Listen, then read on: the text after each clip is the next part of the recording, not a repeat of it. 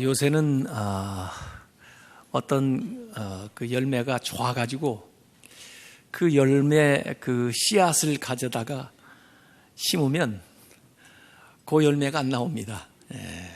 한 번 쓰고 끝나는 거죠. 그래서 다시 또 가서 사서 심어야 그 열매가 나옵니다.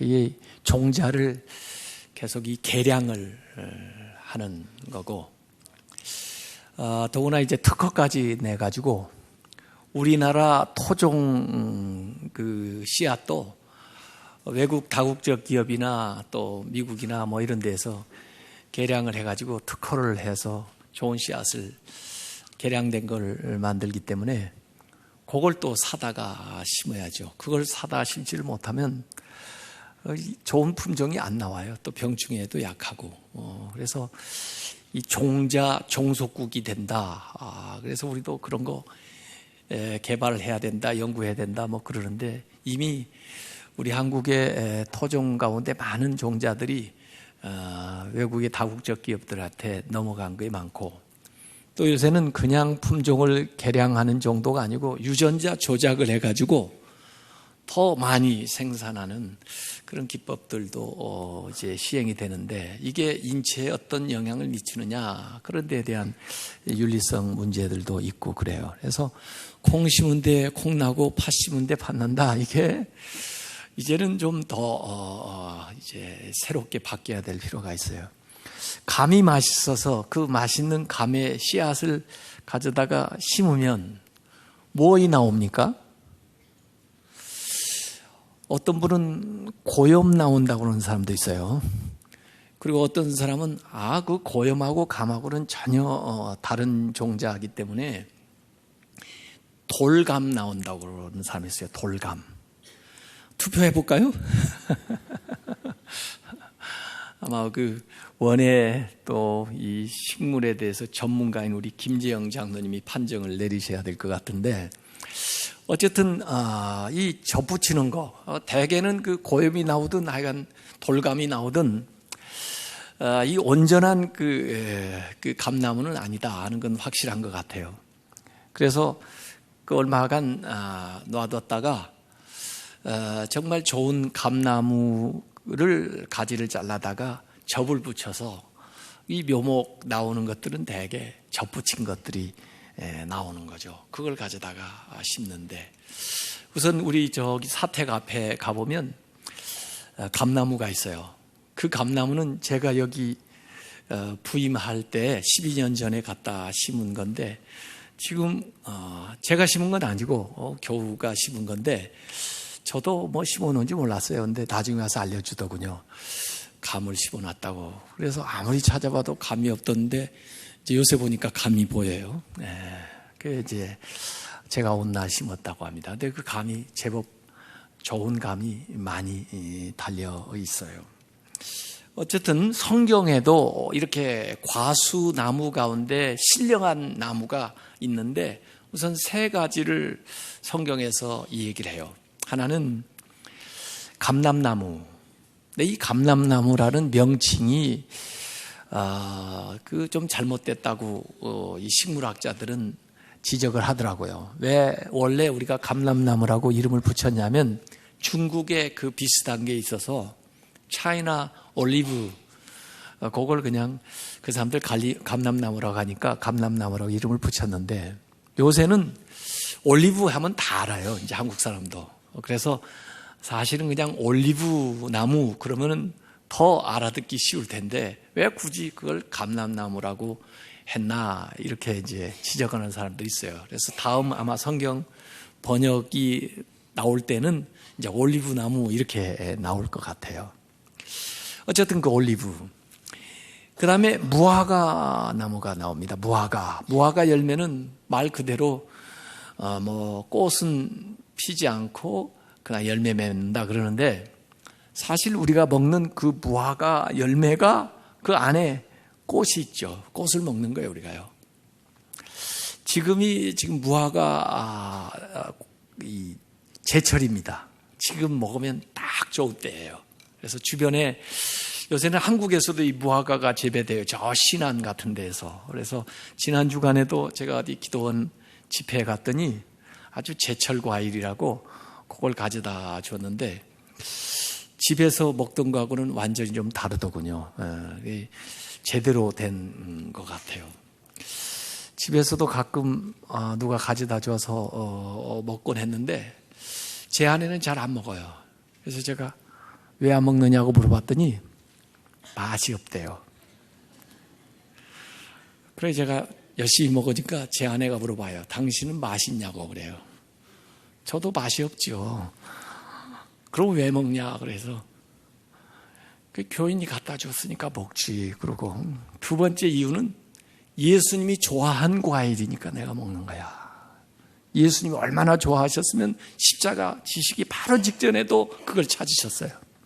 제철도 아닌데 한 번 더 드시려고 그러셨나 본데, 그래서 예수님을 생각하면서 예수님이 참 좋아하신 과실인데 예수님 대신 내가 좀 먹어줘야 되겠다.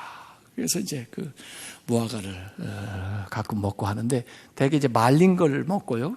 지난주에 보니까 저는 그 껍질을 벗기고 먹는 건 줄 알았더니 껍질째 잘 닦아서 껍질째 먹어도 된다 그래서 껍질째 먹어보니까 맛있어요. 왜 요새 우리가 이게 맛이 조금 덜하게 느껴지냐면 하도 그 당도가 높은 과실을 먹다 보니까 그런 것 같아요. 근데 옛날 먹을 게 없을 때는 정말 그 무화과가 맛있었을 것 같고 더구나 이 말리면 또 맛있어요.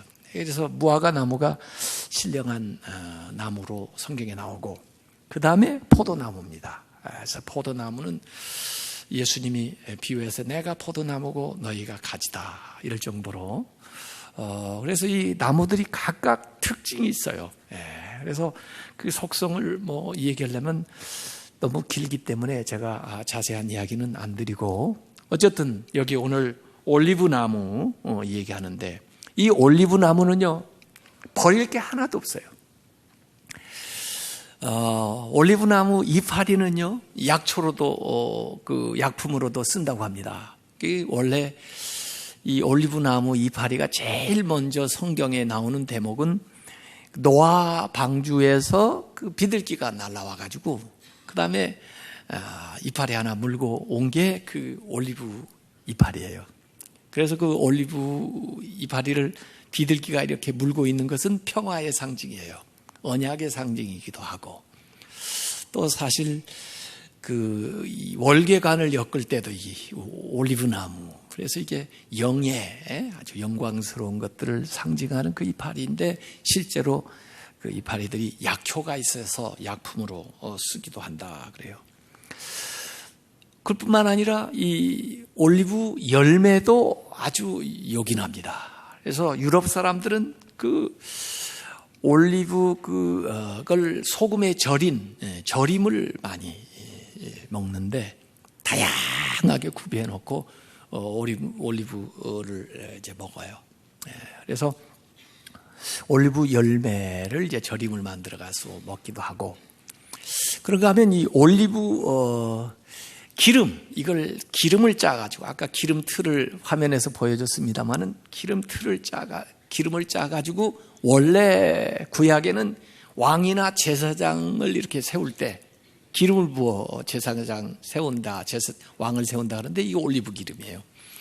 그리고 등유처럼 불을 밝히는 그래서 성전 제단에 불을 밝히는데 이 올리브 기름을 쓰고 하고 사실 지금도 우리가 이 올리브유를 이 야채에다가 얹어서 먹으면 아주 건강식으로 아주 좋습니다. 그래서 올리브유를 좀 드시고 그 다음에 그 올리브 열매를 하루에 2-3개씩만 드시면은 아주 건강에 도움이 될 거예요. 그런가 하면 올리브 나무도 버리지를 않는데 나무 자체는 그냥 그렇게 좀 볼품이 없어 보이지만 굉장히 단단해요. 그래서 목재로 쓰이는 건 아니지만 공예품을 만드는 데는 많이 쓰입니다. 그릇, 목기 같은 것을 이걸로 만들어놓으면 아주 단단해서 요긴하게 쓰여지고 요새 이스라엘 같은 데 가보면 기념품을 이 올리브 나무로 만들어 가지고 파는 경우도 많아요. 조각 장식품 같은 걸 많이 쓰기도 하죠. 이 올리브 나무는 수명이 굉장히 깁니다. 수령이. 그래서 한 5년 이렇게 될 때부터 그 열매를 거두기 시작해 가지고 뭐 몇백 년, 아까 보여준 그 겟세마네에 있는 이 올리브 나무는요, 자그마치 2000년 예수님이 거기에서 기도하실 때 지금 말을 못해서 그렇지 목격자들이 그 올리브 나무예요.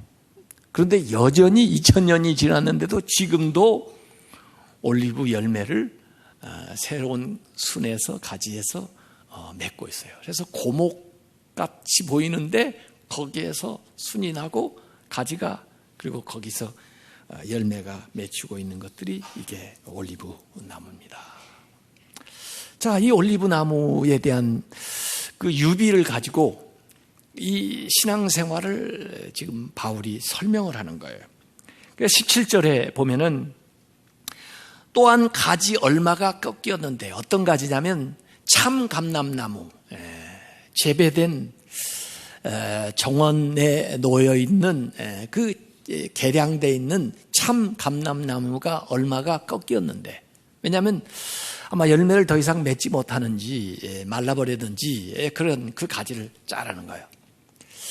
돌감람나무인 야생 올리브죠. 이 돌감람나무인 네가 그들 중에 그 참감나무에다가 덧붙임이 되어서, 그 다음에 그 참감람나무 뿌리의 진액을 함께 받은 자가 되었은즉, 이렇게 이야기를 하고 있습니다.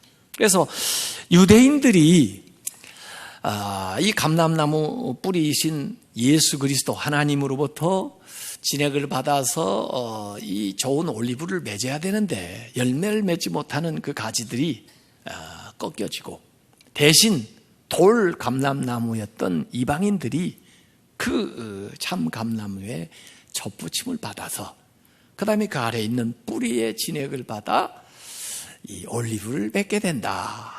이렇게 바울이 설명을 하고 있는 거예요. 그래서 유대인과 이방인을 돌감람나무와 참감람나무에 비교해가지고 이 얘기를 하는 거죠. 이 돌, 이 열매 맺는 과실이나 나무에다가 돌 또는 개, 돼지 이런 게 붙으면 별로 안 좋은 겁니다. 아시죠? 예? 배 좀 별로 못 먹는 배는 무슨 배예요? 돌배 나무입니다. 살구나무, 이 못 먹는 살구는 개살구 나무, 이렇게 되는 겁니다.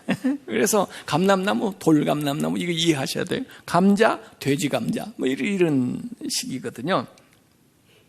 그래서 비스무리하게 생겼기는 한데 그게 아니에요. 열매를 쓸 수가 없어요. 그러니까 땅만 버리는 거고, 또 양분만 낭비하는 거고, 또 심지어 다른 나무한테 피해를 주는 거죠. 뽑아버리든지 잘라버리든지 없애버리든지 해야 될 그 아무짝에도 쓸모없는 이 돌감람나무가 어떻게 변해서 전혀 개과천선해가지고 그 다음에 참 올리브를 맺게 되냐. 이거 덧붙임돼야 된다. 요걸 지금 얘기를 하는 거예요. 여러분 다 이해하셨습니까? 그런데 저는 이해가 안 되는 거예요.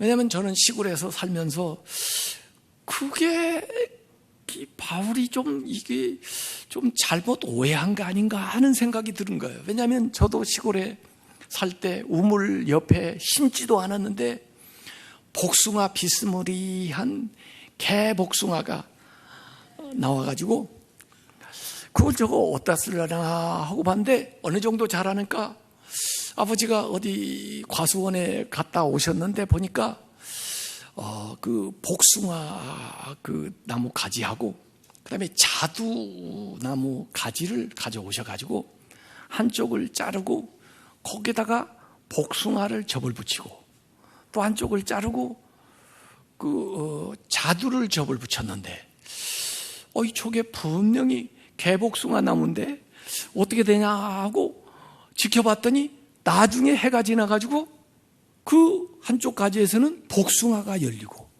한쪽 가지에서는 자두가 열리고, 원래는 이게 개복숭아 나무인데, 그 접붙이는 거 한번 보여주세요. 나무 잘라가지고 딱 집어넣어서 꽁꽁 동여가지고 딱 붙게 해서 그 다음에 진액이 쫙 올라와가지고 이렇게 달라지는 거거든요. 그래서 항상 접붙이는 것은 좋은 것을 가져다가 안 좋은 것에다가 접을 붙여가지고 그 다음에 그 좋은 것을 내도록 이렇게 하는 건데, 여기는 가만히 보니까 원래 좋은 것에다가 안 좋은 것을 갖다 붙여가지고 거기서 좋은 것이 나온다 하니까 이해가 돼요? 그래서 제가 김재영 장로님한테 물어봤어요. 이게 어떻게 되는 겁니까? 전문가시니까 전문가로서 좀 얘기 좀 해주세요. 그랬더니 뭐 접목하는 게 여러 가지가 있는데, 뭐 전문적인 건데, 하여간 접목할 때 뿌리가 좋으니까 뿌리를 쓰기 위해서 접목하는 법도 있고, 또 병충해에 더 강하게 만들기 위해서 이렇게 야생 것을 갖다가 접목하는 경우도 있다고 여러 가지 얘기를 하시는데, 그래도 저는 아직도 궁금한 거예요. 네. 그래서 그 현대 이제 원예학 여러 가지 자료들을 찾아보니까 이 접붙이는 이유들이 여러 가지 있더군요. 근데 이렇게 야생 그 올리브를 가져다가 접붙이는 이유가 보니까 늙고 병든 그 나무한테 활력을 주기 위해서. 그래서 실제로 F.F. 브루스라고 하는 신약학자는 이걸 이렇게 주석을 해놨습니다. 이런 특이한 접붙임에서 오래된 줄기는 새로운 줄기에 의해서 활력을 되찾고, 역으로 오래된 줄기에 수액을 받은 새로운 줄기는 돌감람나무로서는 전혀 맺을 수 없는 열매를 맺을 수 있게 된다. 이렇게 설명을 해놨어요. 또 스코틀랜드의 그 신약 고고학자는 이걸 고고학적으로 과연 과거에도 현대 우리 원예학에서 발견한 이것들을 시행하고 실시했나 하는 것을 조사를 했어요. 윌리엄 램지라고 하는 사람이 조사를 했는데, 그분이 이야기한 이론은 다소 무기력한 참 감람나무가 있을 때 거기에 돌감람나무를 접붙이는 것은 나쁘지 않다. 이 새로운 접붙임은 묵은 나무에 일종의 자극을 주어 그 나무로 더 좋은 열매를 생산하게 하고 접붙인 가지 자체에도 꽤 좋은 열매를 맺게 할 것이다. 특별한 경우 더 이상 열매를 맺지 못하는 감람나무에다 돌감람나무의 어린 가지를 접붙여서 되살리는 것이 당시의 관례였다. 감람나무 뿌리에서 올라온 수액은 돌감람나무의 가지를 고귀하게 만들고 이제 그 감람나무는 다시 열매를 맺게 된다 하는 거죠. 사실 이 야생 올리브 나무는요, 아주 모진 바람에 가뭄에 견뎌낸 열악한 환경에서 잘 살아낸 가지거든요. 야생 올리브지만 그걸 잘라다가 잘 재배된 그 감람나무에다가 접붙이게 되면 그 강인한 생명력, 왕성한 생명력에다가 아래서 공급받는 좋은 수액으로 인해서 더 많은 좋은 열매가 맺게 된다 하는 것이 이분들의 주장이죠. 그래서 어쨌든 이 올리브 나무가 이렇게 접붙임 받아가지고 그 기존에 있던 나무의 생명력을 왕성하게 해주고, 그리고 자신도 그 좋은 진액의 수액을 받아가지고, 여기 17절에 아까 얘기한 대로 참 감람나무 뿌리의 진액을 받아서 결국은 자기의 원래 열매와 다른 쓸모 있는 좋은 열매를 맺게 된다 하는 거예요. 자, 이렇게 뭐 원예학적으로 설명을 하니까 또 납득을 할 수도 있는데, 제가 우리 최경 권사님, 우리 김학봉 장로님의 장인 되시는 그 최영전 교수님이 쓴 책을 또 갖다가 성서의 식물을 한번 읽어봤어요. 그랬더니 그 본문을 또 얘기하셨더라고요. 그러면서 이건 사실은 식물학적으로 해석하기가 좀 어려운 본문이다, 그렇게 얘기하시고, 왜냐하면 그 과수 재배에서 대목의 유전 형질이 접붙인 접수에 나타나는 일은 거의 없다. 그러나 이 바울이 말하려고 하는 것은 이해가 간다 얘기를 하세요.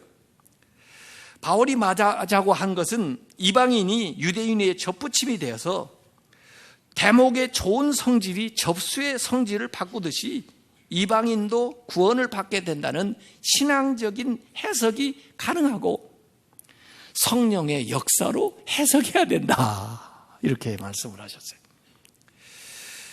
그런데 우리가 어느 나무에 접붙이느냐 하는 게 굉장히 중요해요. 왜냐하면 그 접붙임 받은 나무의 뿌리에서 오는 걸 그대로 받아가지고 반영을 하게 되기 때문에 접붙임을 받게 되는 대상이 굉장히 중요한 거죠. 여기 18절에 뭐라고 했습니까? 18절 한번 같이 읽어보죠. 시작. 네가 뿌리를 보존하는 것이 아니오 뿌리가 너를 보존하는 것이니라. 내가 스스로 잘라서 열매를 맺어요? 아니요. 나는 돌감람나무였어요. 그런데 뿌리가 나를 보존해 주는 거예요. 뿌리가 나의 생명력을 유지해 주는 거예요. 뿌리가 나에게 좋은 열매를 맺게 해주는 거예요. 그래서 바울이 여기에 세 가지 권면을 하고 있는 거예요. 예?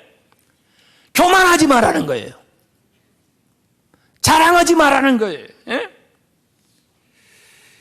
저 유대인들이 과거에 자기들이 선민이라고, 자기들이 의롭다고, 그래서 좋은 열매 맺고 있다고 전부 자기의 공으로 돌렸어요. 그러다가 잘린 거거든요. 그러니까 너희들 그러지 말라는 거죠. 너희들이 오래된 나무, 그 유대인을 대신했다고 생각하지 말고 자만하지 말고 너희들은 가지일 뿐이라고 항상 겸손하고 하나님의 은혜로 내가 그 가지에 좋은 열매 생기를 준 건 사실이지만은 너는 언제까지나 그 뿌리에 의존되어 있다는 걸 잊지 말라는 거예요. 붙어 있어야 된다는 거예요. 그래서 바울이 교만하지 마라.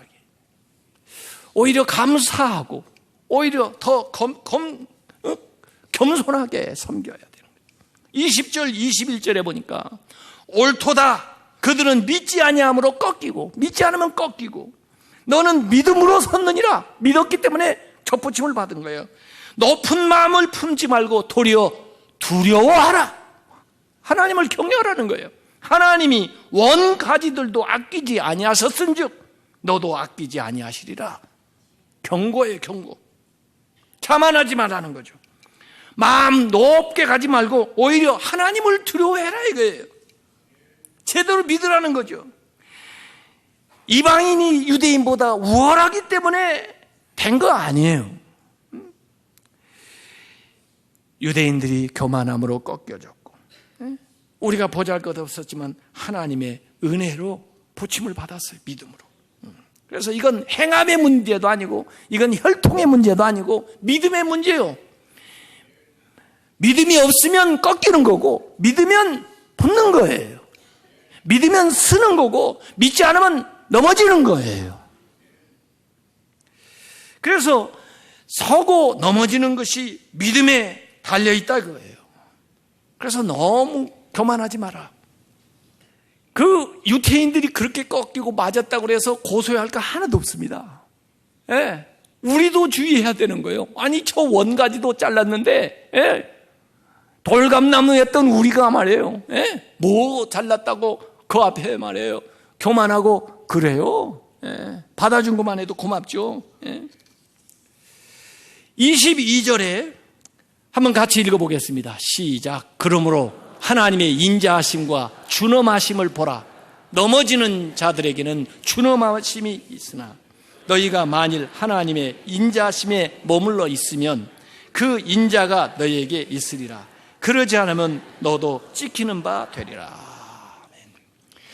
하나님의 두 가지 속성이 여기 나와 있어요. 하나님의 인자하심과 하나님의 준엄하심. 유대인들에게는 하나님의 준엄하심이 임해가지고 잘못하니까 사실 구약에서 그렇게 하나님이 인내하시고 그렇게 선지자를 보내고 말씀을 했음에도 불구하고 계속 그렇게 잘못하니까 결국엔 하나님의 준엄하심이 임한 거예요. 우리에게는 하나님의 인자하심, 돌감람나무였는데 하나님의 임재하심으로 우리가 첫 부침을 받은 거예요. 하나님의 준엄하심에 머물러야 되겠어요? 인자하심에 머물러야 되겠어요? 인자하심에 머물러 있으라. 이게 바울이 하는 말이에요. 하나님의 두 가지 속성, 하나님의 심판, 정의와 하나님의 사랑이 있는 거예요. 하나님의 심판에 머물러 있으면 안 돼요. 세상 사람들이 다 하나님의 심판 안에 놓여 있어요, 지금요. 우리는 하나님의 사랑 안에 머물러 있어야 돼요. 영원까지. 그래서 다윗은 여호와의 선하심과 인자하심이 말이에요. 영원히 나에게 있다 이거예요. 내가 그 안에 영원히 있겠다 이거예요. 하나님의 인자하심 안에 머무르시기 바랍니다. 그것은 주님께 붙어 있는 거예요. 믿음으로. 은혜로 살아가는 거예요. 그래서 교만하지 않고 하나님께서 나를 접붙여 주신 것을 감사하면서 나가는 거예요. 그게 사실은 15절, 16절에 읽었던 말씀이에요. 이방인들, 저 유대인들이 버려지는 걸 통해서 이방인들이 구원되고 우리가 하나님과 화목하게 됐고 그 처음 열매, 그 뿌리에 우리가 이어져 가지고 그 거룩함을 같이 이어받게 됐다는 거예요. 그건 사실 우리의 공로로 된 것이 아니고 하나님의 은혜로 인자하심을 따라 된 것인데 교만하지 말고 그 하나님의 인자하심에 계속 머물면서 하나님이 주시는 신령하고 아름답고 복된 열매들을 맺는 성도들이 다 되시길 주님의 이름으로 축원합니다.